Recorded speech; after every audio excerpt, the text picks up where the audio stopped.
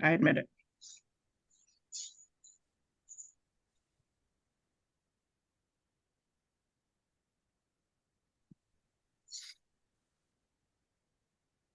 All right, it looks like we are live. Live. Live. Welcome everybody to the Out Loud podcast. That is Spotify, YouTube, Facebook. The word is right. Let's do it. I am here with my co-hosts Dougie Fresh and Starchild. Say what's up to the people. What up? What up? What's What up? up? What up? What up? What up? What up? What up? Today we got a great show for you. Again, this is in conjunction with the Out Loud LGBTQ anthology. We are getting into speaking with queer artists and listening to their stories and how their voices and how their writing um, is out in the world. And today we got the legend, the myth, Karen Garrabrant, Karen G, no relation. I know, Shockie. We're the G's. We are.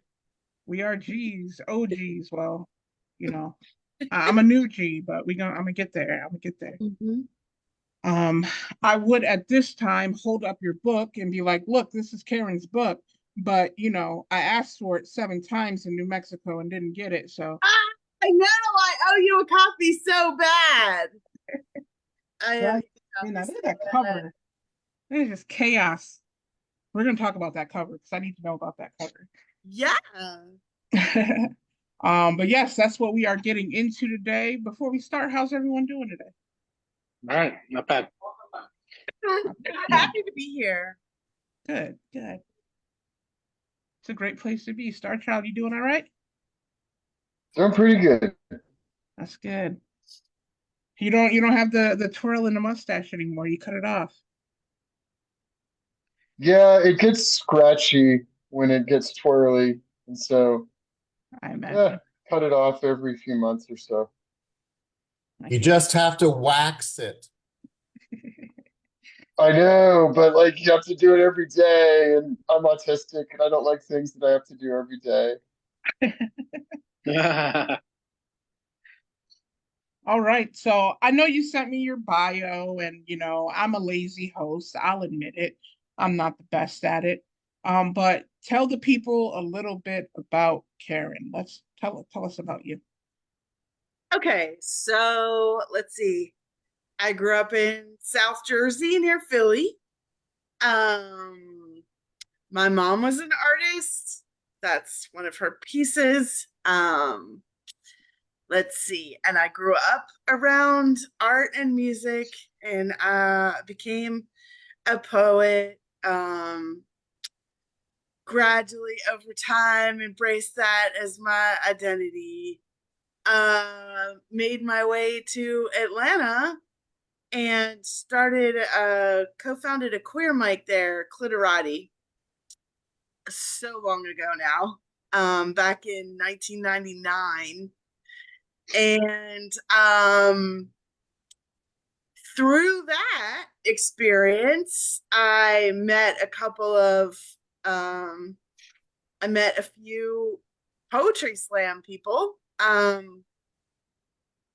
Lucy Anderton, Kimberly Sims, Cheryl Burke, Daphne Gottlieb. Daphne Gottlieb is an amazing writer from San Francisco. And at that particular time, there were not a lot of women running shit in slam. Like it was very encouraged by them, and then eventually partnered with Teresa motherfucking Davis to start a slam in Atlanta. We had a very strong, we always had a very strong queer community, um, queer poet and queer women poetry presence and community there. And we sent the first that we know all Dyke team to National Poetry Slam back in 2006 in Austin, Texas. In the way back when. And then I was organizing, coaching, um, taking teams to and individual poets to slams all across the country. And that's how I made family friends for life.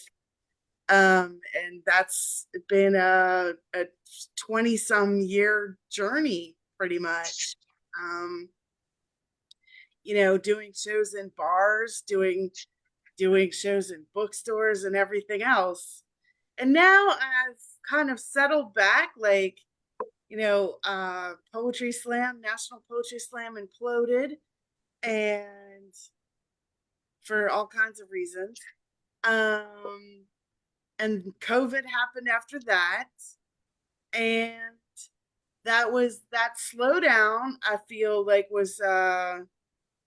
was a lot of things, but it was also an opportunity for me to get my shit together and finally put a book together. And it was a community effort. Um, I I did not come to this book or any part of my life or my writing without community, without writing prompts and workshops from people like Scott Woods and Teresa Davis and Marty McConnell and Adam Stone from Boston and the different people I have met. And now I split my time because I work remotely half of the time and in person the other half of the time. So I split my time between Columbus, Ohio, where my partner lives, and Atlanta, Georgia. So, yes, all across the map. That's a little bit about me. Um, do you have questions? Awesome. That was a lot. Yeah. I'm a little bit jealous. That's what, like 20 years? Yeah. That's that was a whole lot of energy and a whole lot of movement and a whole lot of investment in time and energy and money and all of it. And I'm really glad to see that other people are picking things up again. Like Southern Fried never stopped. Southern Fried did Zoom slams during the pandemic. The Canadian poetry slam scene continued through the pandemic and continues from Vancouver and Toronto, especially. Um, and then, what is it? Bigfoot Slam out in the Pacific Northwest is happening. North Beast. And I will put out a shout out to Slam Free or Die and to the Cantap Lounge, because those are two of the queerest spots a poet can perform in.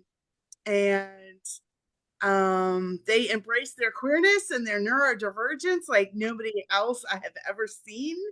So you definitely want to make those stops if you're a poet and you are getting your words out there. You definitely want to visit those venues. So yeah. Ooh, cool. I have talked to the people from Cantab through Jeff Taylor, and that they do seem pretty cool. I would like to make my way out that way. Yeah. So we're gonna do it a little bit differently. Normally I monopolize and ask all the questions. I'm gonna let my co-hosts ask whatever questions they have first, and then I will jump in with my questions. And then when that's done, you get 15 minutes to share whatever you want to share. Cool. And yeah, we'll go from there. So Yeah, I guess I'm always interested in hearing folks talk about their journey into discovering their queerness and possibly how that's related to the art, the poetry, and just how that kind of process unfolded for you. Um, I I came out as a queer person in Washington, D.C. Back in like 1989, 88. And at that particular time and moment in queer history, I became involved with ACT UP and Queer Nation, and we were doing die-ins all around the DC area, and those were the Reagan Bush tyranny years. Um, And I was also a punk. I was also into going to punk club. Fugazi was my favorite band. It was the DC hardcore scene. That's where I saw Bikini Kill and Women of Destruction and a bunch of bands. Uh, where like a Bikini Kill, like the first I saw them at a Fugazi show. We were protesting. I don't know what we were protesting. I think we were burning flags in front of the Supreme Court. I think that's what we were doing. Um, and Bikini Kill came on and just like radicalized my world. Because they had this whole thing with Sharpie markers and they would write slut and whore and, like words that were slurs onto their bodies in this physical way. And then that was also a time when we were, with Queer Nation and ACT UP were reclaiming the words queer and faggot and dyke. And so I feel like that started kind of my foundation as a poet and as a queer person. Like, if you see something, do it yourself. Like, it was that part of that whole DIY movement and making zines and photocopying stuff and passing it around. Like Bikini Kill and the girl zine stuff. Like, that was happening. And I feel like that really translated into slam and spoken word stuff. Like, non-academic, anybody can do it. Anybody can step up to the mic. So I feel like that coming out in that at that particular time in history, like really built my foundation, both as a writer and a queer person. That's so awesome. I was kind of in that scene about 12 years later, like in the early 2000s. Just not all the way in, but just kind of dipping my toe in the water of the punk anarchist world in DC. And so I'm also interested in kind of the intersection of, I don't know, radical politics, and how that is part of, if that's or how you've evolved, politically over the years, and what that journey's been like. Well, I feel like kind of where I started in wanting to do like open mic stuff is I would go to these open mics that were mostly musicians and mostly like boys with guitars doing the I'm the only one for you, whatever. And then I remember seeing Michelle T and Sister Spit and Cindy Anderson doing tours of like writers and musicians like Liddy Breedlove from Tribe 8. And I kind of remember going, I want to do what they are doing. Like, and then and I met people in Atlanta who had lived in San Francisco and had been to the Sister Spit open mic there and wanted to try something similar in Atlanta. And that was how Clitorati started. And then from there, I feel like being a queer person is always a learning curve because language changes. And now sort of looking back, I'm like, yeah, like they, them can apply to like the androgynous I've always felt. Labeling changes, politics shift and change, and tyranny keeps showing up. Racism and intersectionality like are not going away either. Like it's like we I feel like things keep moving, right? Like in our evolution, and we're depending more and more on each other, like in different marginalized groups and intersections, like really recognizing that so many of us are like more than one thing at any given moment in time, right? And so I feel like some of what I come from is like some of that, like Bikini Kill and hardcore punk music scene. That was a pretty white scene, right? Like that was a pretty also kind of male dominated scene. And now and as time has changed, like there are bands like the Muslims, punk bands that are picking that up, and they are more at the more intersectional. Um, and so I feel like that is like we can't be like one. I feel like more and more like kind of where I started and came out, things were sort of one issue driven. Like the queer movements were like, oh, now we're focused on gay marriage, or now we're focused on gays in the military, or, you know, it would be like this one issue that we would try to chip away at a time. And I don't think that works anymore. Now it's really like you have to be mindful of multiple movements and intersections at the same time to get things moving forward. So trying to I try to keep updated with stuff. You know, I guess is that way of saying it. I don't want to be like some of the older crones who I just disagree with now, because I've had split in my own writing community because they're like women born women stuff, and I'm just like, that sounds so Trumpist rhetoric to me. Like I can't, no. And so I know that even in our own queer spaces, that has been, you know, that's been a thing. So Um, but, in your travels as a slam poet, did you ever like cross paths with any like political factions, and did you align with them, or did you disagree with them, or like how did that embolden your path as an artist? um there were times when our slam and our spoken word uh often cross paths with other groups who were doing things. I remember doing things with another group of poets, Mother Tongue, out of DC, and we were doing shows with like Positive Force was still an organization that was doing things, and kind of get out the vote groups, that sort Yeah. of stuff.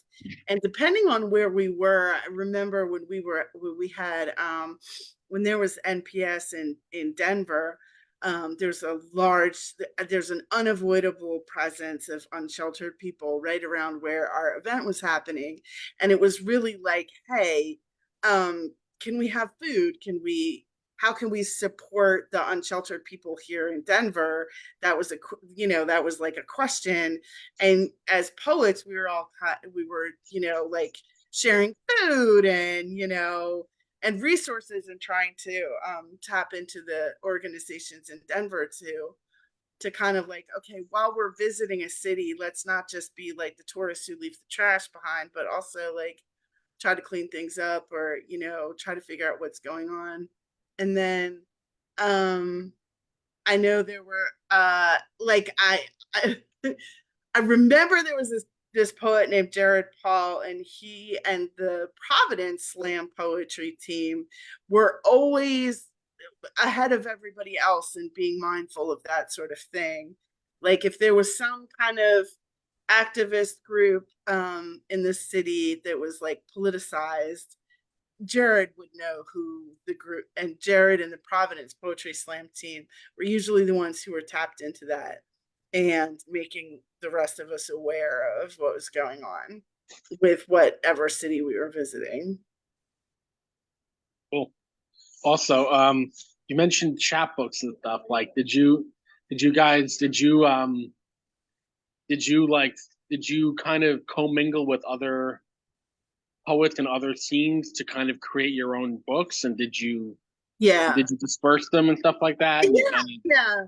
We had before this book came out, I was making fun. I would use my resources at work to photocopy my chapbooks and that good old long arm stapler um, to make a bunch of my own chapbooks. And then, as we were teams and we were trying to create merchandise for things, we had team chapbooks almost every year, some anthologies, and other teams did the same things. So, and again, that's sort of where that punk DIY background kind of came in a lot. Um, is in the like the making of our own merch in the ways that we could. Um, yeah, long arm staplers back when Kickers was a thing. I remember running Rob Sturma, who's a poet from Oklahoma City, Red Dirt Poetry. I remember running him to UPS Kinko so he could like print out more of his chapbooks. Like that was part of the whole thing. Cool. So, this book that you recently published, Yeah. Driving into Midnight, that is your first official published book, Right. Okay. Right. So, Yes. since we're talking about the book, Yes. talk to me about the cover, because it's a very interesting, chaotic cover. So the cover is made by one of my best friends and friends whose family, like, they're friend, but they're also family, Sue McMillan out of Massachusetts, who was a slam poet. Now she's a homesteader. She's also a collage artist. She does a lot of things. She has a lot of plates spinning. She's a knitter. She cans food. Like she's amazing. And she knows how much I love goats. So that's part of what went into the cover is the goatness, the moon part at the top, their witchy kind of energy, and then there's like this punk rock graffiti image in here, and then my favorite color, pomegranates, Persephone reference. So with this, like when I was putting this together, I was like, well, my friend Adam Rubenstein has always taken the best pictures of me, and he took a series of portrait pictures of me, back in like I think it was like New Year's Eve of 2021 or 2 or something. Um, and I was like, okay, that's what I want. In envisioning what the cover would be, I was just like, I know whatever Sue does, it's gonna be cool.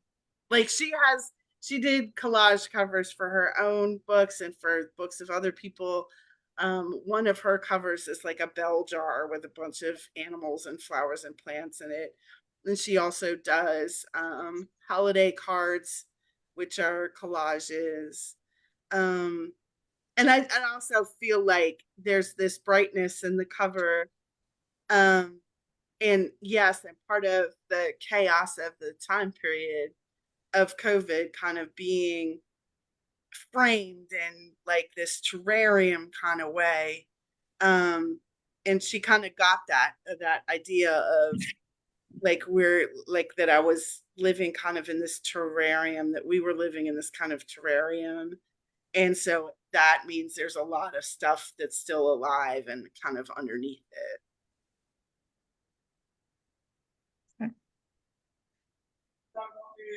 So you spoke a lot about like protesting and things like that, but how would you say that your identity shapes your work?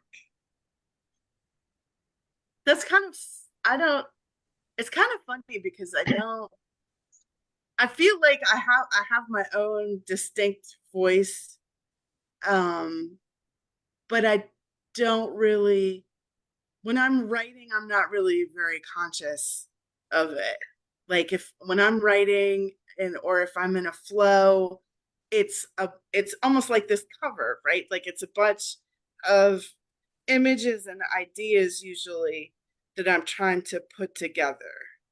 and I work out like a lot of my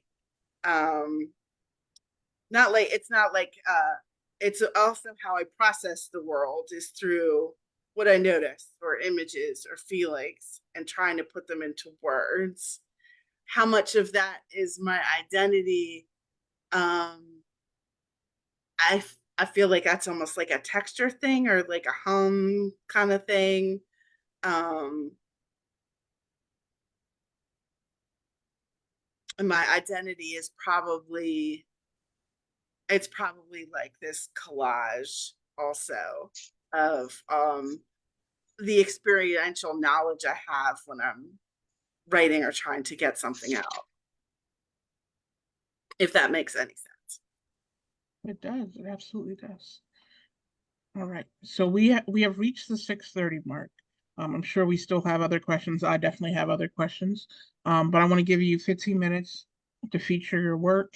You can do whatever poems from the book, poems not in the book. I love everything you do, so I'm excited for this. So the floor is yours. Awesome. Thank you. And I appreciate this space, and thank you. Thank you so much for the questions and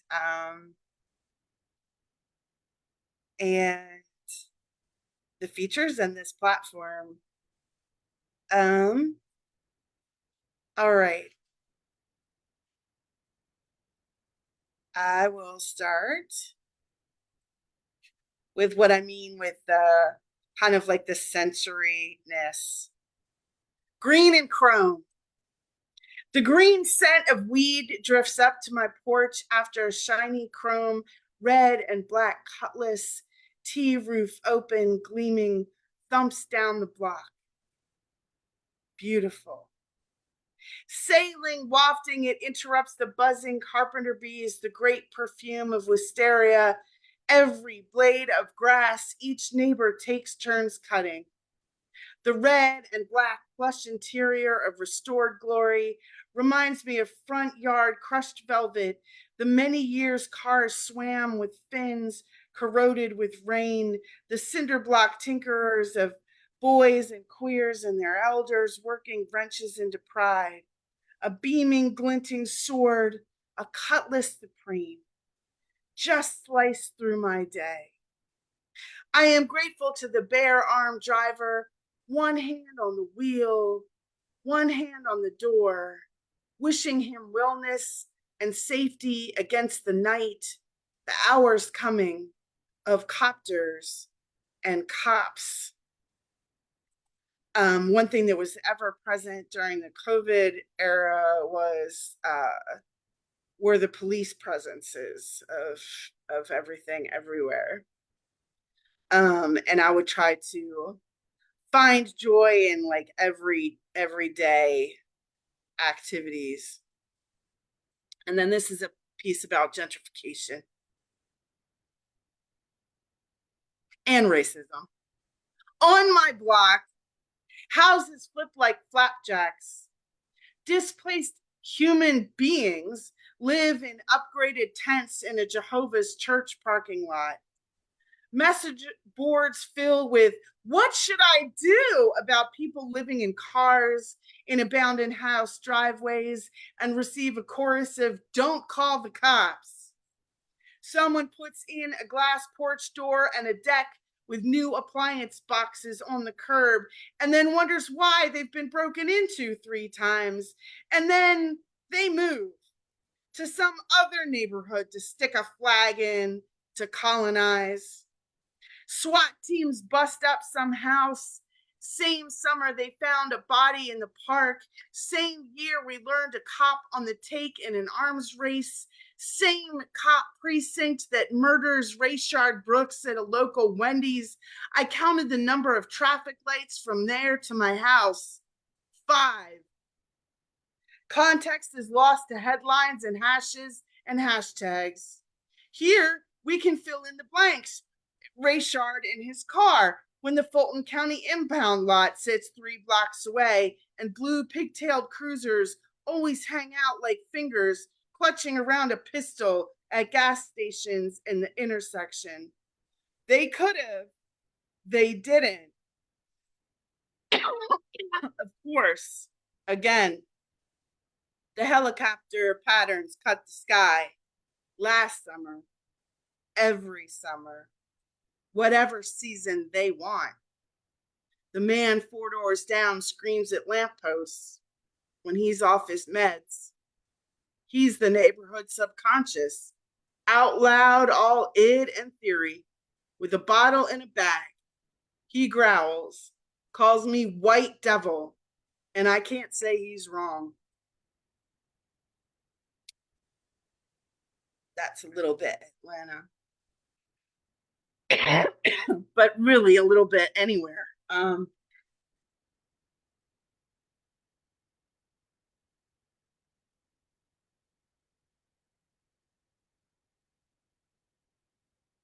Living with as a moon, week 82 of the plague. Y'all, sometimes it feels like a secret, a thick-socked footed whisper sliding on wooden hard floors. Anxiety and panic attacks get worse with age because we have seen more knives twisting guts, because we're closer to our own mortality, because loss is a gape. I have more nightlights in my house now than when I was a child. When I wake up in the morning, autumn leaves shimmering from sunlight, breeze, and dew, I'm happy to wake up. Now, having known poets who didn't, now having grief-somnia so often, candles, incense, audiobooks try as soporific props, the edibles and the melatonin only go so far. Waking up means I've slept. This is how it is when you live with the full moon, as a mirror, as a light source that is also reflective. I know I'm a mirror, susceptible, and an Aries, so narcs are my kryptonite. I set up barriers of protection with altars everywhere, dried flowers, bones and feathers, broken clay figurines, little goddess cards pulled for every full moon and seasonal shift. All of this. And still, I find myself with windows rolled down outside a hospital or overwhelmed by 2 big buildings with beeps and buzzes, reminding myself to breathe, to keen my way out. Bawling is not sustainable. There is a grace in that, which is better than any apology from a sociopath. I know how to self-soothe, to extravagantly pour real maple syrup in my coffee, to add that little bit of ice cream or homemade hazelnut syrup from my favorite barista before a commute into my coffee. And when anxiety becomes panic like a storm, I know it will pass. My vagus nerves just need to feel a thing through before letting it go. And that knowledge is a power source, is knowing I slept tight and all the bed bugs didn't bite. Little survival poems.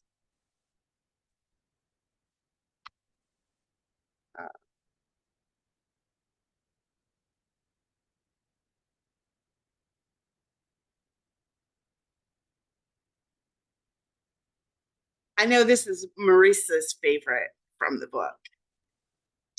There are women who hold skulls, who reverse Medusa by Caravaggio and instead carry the heads of those who harmed them.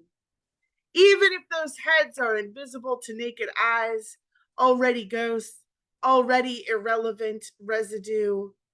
There are vigilante women who hold skulls, fingers through empty eye sockets, bowling balls of retribution. And then there are everyday women who hold skulls with their very own necks, taunting those who think themselves kings by wearing necklaces and pendants to ward off beheadings. I am one of those everyday, maybe sometimes women, thankful for the skull I hold, the way the teeth in it hold back the forked-tongued word, the insane bonfire of lies tucked in corners of my brain, grateful for the skull, that holds me just this shy of hysteria, furiously alive.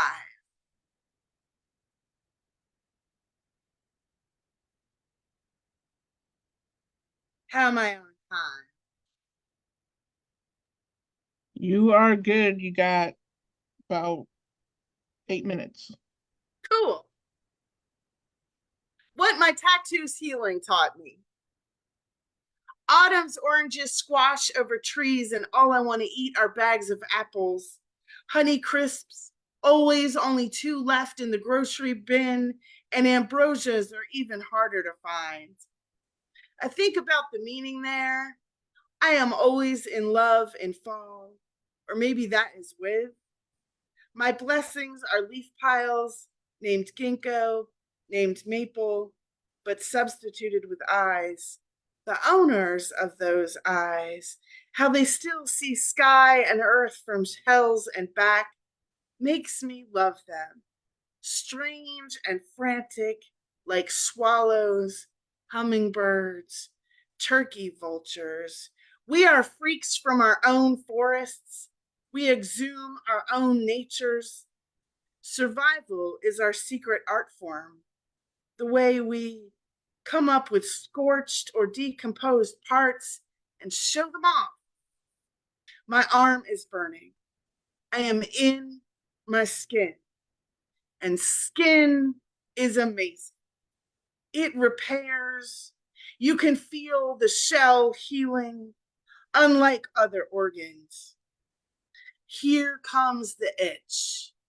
Molting is a tightness, stretched across the wanting to come out, and begs a scratching to let it. This is also how change happens. When I type, I am dyslexic. I don't look.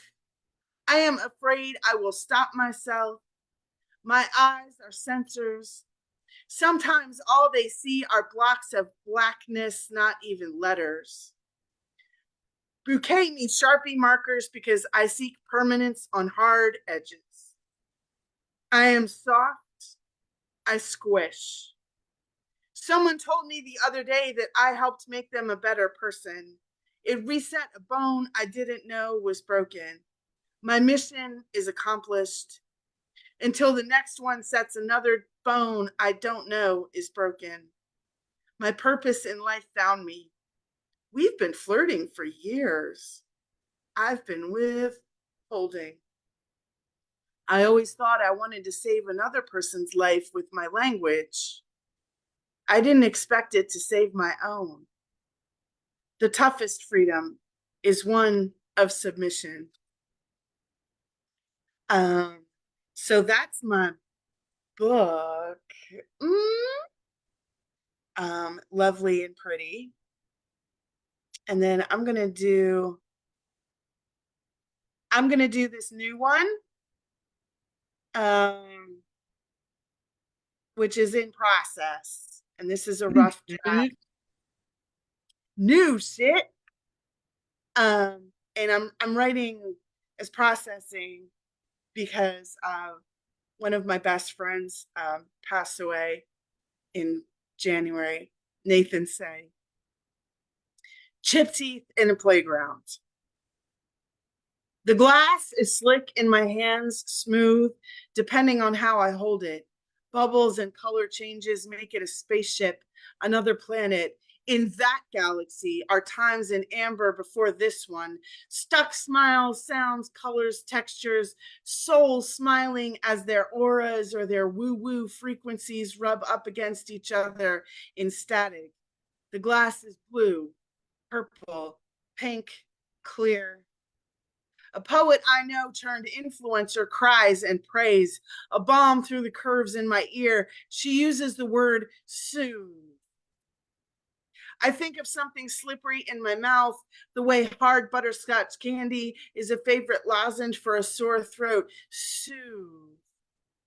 A healing word that slicks the shrapnel. What is healing if not a cut, a scar, a suture, a skin peel? A tea that steeps away from bitterness. Soothe. in a saucered cup, a honeyed self-forgiveness that loves ourselves and others, even with our messy, naked. Soothe. Therapist says identify a strength-based win. Identify something you're in the moment with. Identify an area where you need help and make the request. Ask for help. I'm coloring today.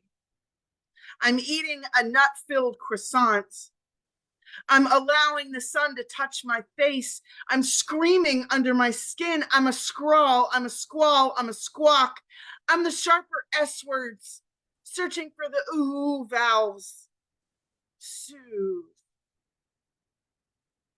It's been a month of Mondays stuck in last year that feels like decades ago. When actual decades are just flipping calendars, time is a middle finger, wagging side to side as a pendulum. There are gaggles of children in the coffee shop, and I am reminded of how there was no better time before this for so many of us, especially girls, queers, marginalized, no childhood to return to without red streaked skin, bloodshot eyes, itchy dresses, and patent shoes. How many of us tried to hide our teeth even then? How many feared the people around us and how they would react more than the actual chipped teeth from the fall off the merry-go-round wheel? How many people did we not trust to hold us in our hurt? I was not one of them. That came later. But how many times do we know without even witnessing secondary trauma is still trauma? Trauma, a word from German, a harsh language. I always get stuck on the relationship of it to dream. The reality is sometimes worse than the dream. Beloved, the calendar squares have not even been filled this year because I fear how much you're going to miss, even though you keep showing up like a neon slot machine in that city's name, a glowing grill, a chrome hubcap rims spinning. I haven't filled my daily planner or colored much of it in because so much time is warped. The silence of those squares gets louder the longer they march forward. I'm reluctant to make plans for all the living my ghosts will miss out on, a secondary FOMO for the dead who haunt me. I am familiar with silence. I am familiar with how cognition rearranges. I am familiar with all of this, even all at once, and yet not now, not. I'm not waiting for you to roll through my dreams.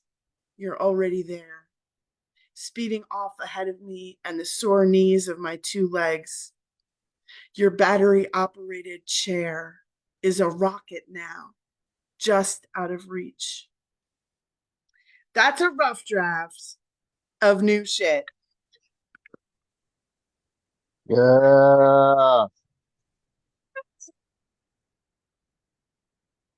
There's my dancing snaps. I don't know. There's somebody named Jimmy entering the room. I don't know who. Oh, yes. They're one of my besties, actually. Oh, okay. I didn't want to bring them in while you were reading and then it'd be a bomber, so I'm sorry. It's all right. That's okay. All right. Thank you so much for sharing those pieces with us. They were amazing, as always. Thank you for inviting me. I totally owe you a book. Yes, you do. So, if you could, what advice would you give out to baby poets that are just entering the game? Baby poets. Baby. Read a lot, listen a lot, trust your own voice. Also, if three people tell you something or give you some hints on improvement, three or more people saying the same thing, they're probably looking out for you. they probably got you. Um, that's some of my own advice. Um, if there's a story that you're not hearing out there, write that shit yourself. Do it and don't give up on it. Um, like revise, get it out there. If um, if somebody tells you you have to have to pick a different name or fit a certain mold or have a 3 minute 30-second elevator speech, fuck all that noise. Just do your thing. Somebody will hear you the way you want to be heard. Definitely. Definitely, definitely. We got 10 minutes left. Does anybody in the audience have any questions for our feature today? Hi, Don't be Jimmy. scared. Don't be Do you have scared. a question? Just come off No, mute. a question is not coming to me. It's just so good to see you. So good to see you too. Yeah. So can we ask not a question, but necessarily a thing? Since Jimmy just got in the room and Yeah. didn't get to hear a Karen G poem, can we Okay. have another Karen G poem so Jimmy can hear it?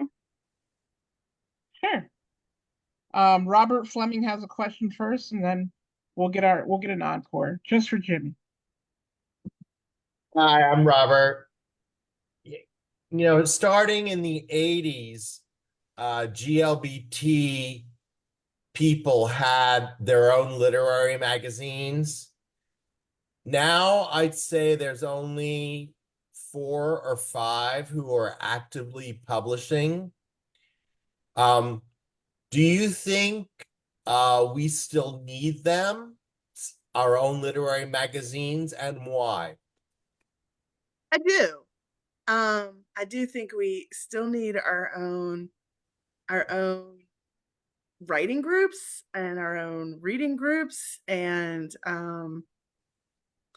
I think that's because there's sometimes this like hum and energy that we have when we get together.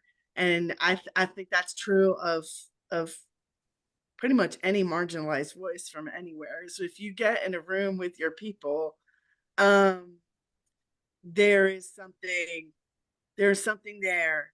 There's an understanding that's unspoken and that can help us realize and support that we're not alone and that we are part of different communities. Okay, I see. Right, I see. How important is it submitting poetry to various magazines or other publications? Um, I would say it's kind of half and half. Like, um, I feel like there's so many ways of getting your own words out there now. Like if you wanted to make videos on YouTube, do that shit. Like I feel like um it depends on what you want out of the writing too. Like if you're working on a degree or an MFA program or you're shaking shit up that kind of way, I feel like that's more imperative on you to do that. Um uh Otherwise, like I think it's like involve yourself in like you know in community and putting things together. I know that that's what Marissa did and that's what Katrina Kay did in with Swimming with Elephants in Albuquerque, is they both wanted to do this, wanted to um wanted to put things together um in community and for people to get words out there. Uh so okay, so I have this I'll do this piece that's called Remnants, a revisable list of what I can't discard for Jimmy. Crushed eyeliner in the bottom of a travel pouch. These boots and shoes from a friend at a leather store a star fox took over. The cracked clay goddess figurine from the best friend who no longer speaks to me because of a poem, because of too many deaths, because I lead a dared life. My grip, my metatarsal aches with the memory of a mermaid who said she would drown before she did. Elliott Smith and all the soft boys whose femininity blurs their edges with clumsy, fumbly mumbly acoustic lyrics through grit teeth masculinity. People who make me feel like a man or a top, whatever that means. Mosquito stung memories of guitars whining and shredding DC monuments to whiteness. The moment I rode a bus and gave the world my lover back as they cycled away, watching their hair in the breeze, the street swallowing them. Their name changes, the ways our relationship was trans even before transition. I have whole rooms of objects outlining their owners. Remembering is how I parent. Remembering is how I mirror, mother. Remembering remnants is how I therapy friend, how I hug deal, how I hold on to and don't know my own strength.